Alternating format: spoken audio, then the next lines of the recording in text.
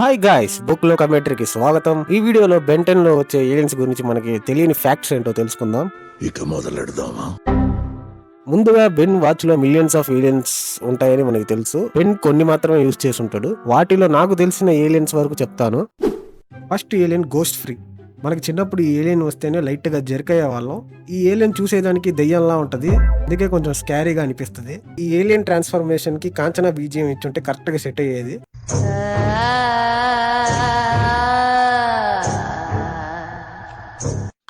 ఈ alien Ben watch లో ప్రాణాలతో నివసిస్తూ ఉంటది. అంటే ఈ ఏలియన్ ఎక్టోన్యూరైట్ స్పీషీస్ కి చెందింది. దాంట్లో స్కేయర్ అనే ఏలియన్ డిఎన్ఏ ని ఆమ్నిట్రిక్స్ కి ఫీడ్ చేసి ఉంటాడు అజ్మత్ వాచ్ ని క్రియేట్ చేసిన టైంలో. ఈ గోస్ట్ ఫ్రీక్ ఏలియన్ స్పీషీస్ యొక్క స్పెషాలిటీ చూస్తే కాన్షియస్నెస్ అంటే స్పృహ వాళ్ళ డిఎన్ఏ మొత్తం ఉంటది. ఒట్టి బ్రెయిన్ అండ్ సెల్స్ లో కాకుండా డిఎన్ఏ లో కూడా వీళ్ళకి స్పృహ ఉన్నట్టు చెప్తారు. దీని వల్లనే ఆమ్నిట్రిక్స్ లో గోస్ట్ ఫ్రీక్ డిఎన్ఏ కి కూడా ఆ స్పృహ ఉన్నట్టు తెలుస్తుంది. సో అది ప్రాణాలతో ఉంటూ ఆలోచించే కేపబిలిటీస్ ఉన్న ఏలియన్ అని చెప్పొచ్చు. ఇప్పుడైతే బెన్ గోస్ట్ ఫ్రిక్ గా మారుతాడో వెంటనే రియల్ గోస్ట్ ఫ్రిక్ స్కేయర్ టేక్ ఓవర్ చేసేందుకు ఛాన్స్ ఉంటది. అందుకే బెన్ గోస్ట్ ఫ్రిక్ ఫస్ట్ టైం మారినప్పుడు కంట్రోల్ కోల్పోతాడు. బెన్ ఈ ఏలియన్ గా మారినప్పుడు కొంచెం అనీజీగా ఫీల్ అవుతాడు, కొంచెం వైలెంట్ గా ప్రవర్తిస్తాడు. ఈ రీజన్ వల్లే మనం ఈ ఏలియన్ ట్రాన్స్ఫర్మేషన్ అంతగా చూసి ఉండము.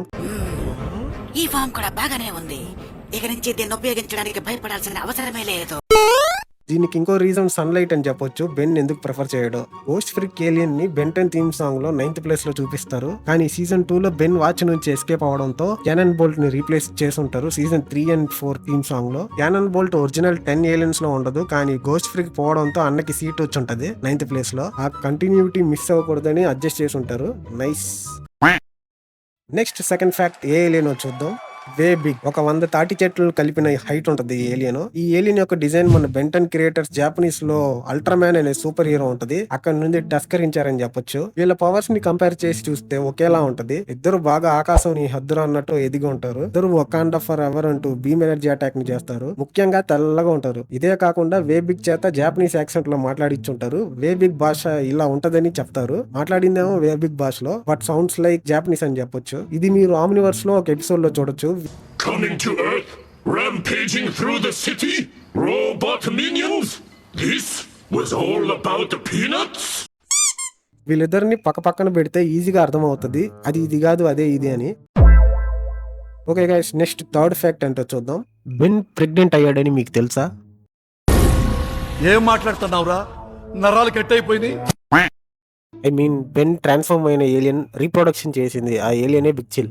ఏలియన్ ఫోర్స్ లో ఈ ఏలియన్ రీప్రొడ్యూస్ చేసి గుడ్లు పెడుతుంది వితౌట్ మీటింగ్. ఎలా రా అంటే బిగ్ చిల్ నెక్రోఫీజియన్ స్పీషీస్. ఈ స్పీషీస్ ఎసెక్షువల్ అనమాట, మీనింగ్ పార్ట్నర్ ఆర్ మేటింగ్ లేకపోయినా రీప్రొడ్యూస్ చేస్తాయి అనమాట. ఇవి వీటికి న్యాచురల్ గా వచ్చే రీప్రొడక్షన్ సైకిల్ అని చెప్పొచ్చు. సో దానివల్ల ఒక ఎపిసోడ్ లో బిగ్ చిల్ గుడ్లు పెట్టినట్టు చూపిస్తారు. ఇది కొంచెం స్ట్రేంజ్ గా ఉన్నింది అప్పుడు టీవీలో చూసినప్పుడు.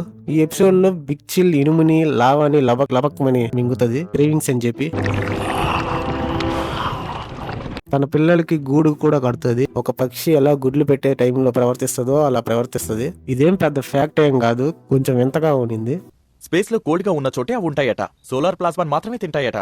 ఇంతమంది పిల్లల్ని ఎలా చూసుకుంటావు మమ్మీ?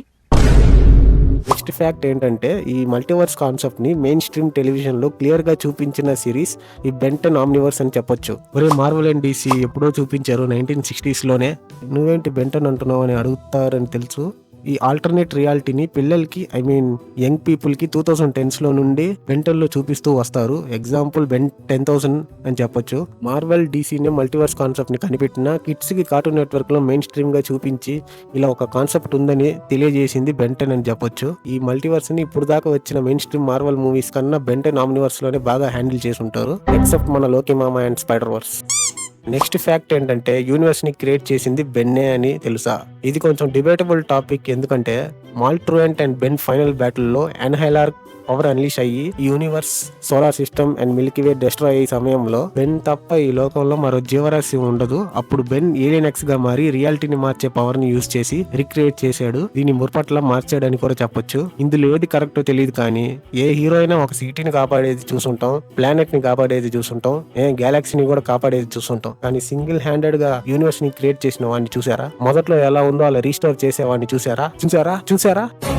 దీనివల్లే ఏలియన్ ఎక్స్ ని most powerful character in cartoon history అని చెప్పొచ్చు. ఓకే గాయ్స్, ఈ ఫ్యాక్ట్స్ చాలు అనుకుంటా. ఛానల్ని సబ్స్క్రైబ్ చేసి లైక్ చేయండి. నెక్స్ట్ ఇంకో ఆసమ్ వీడియోలో మీట్ అవుతా. బాయ్, వెళ్ళొస్తా.